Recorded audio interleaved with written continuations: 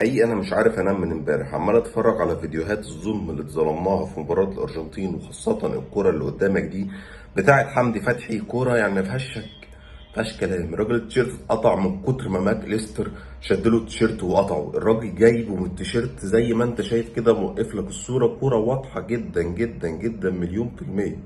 وضربة جزاء ما فيهاش كلام وما فيهاش نقاش. تعنت غريب او مش غريب قوي، كلنا عارفين السبب اللي حصل ضد مصر امبارح. وعلى فكرة ميسي على طول بيتعمل له كده في كل حتة، حتى في امريكا برضو في فيديوهات ضحك كتير، وفي كاس العالم اللي فات برضو نفس القصة.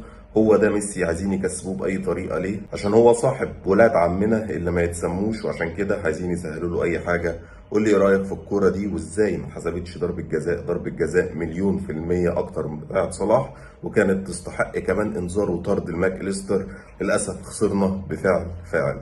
شير في كل مكان، وكشفهم وفضحهم وعرفهم هم كسبوا ازاي. شير في العالم كله. وضربة جزاء حمدي فتحي الغير محتسبة، واللي حمدي فتحي رايح بيتكلم الحكم بعديها بيديله انذار كمان. يعني هو ليه ضربة جزاء وفاول، فالحكم قال له لا خد انت الانذار، عشان انت عايز تاخد ضربة جزاء ضد ميسي. يا حمدي يا فتحي يا وحش.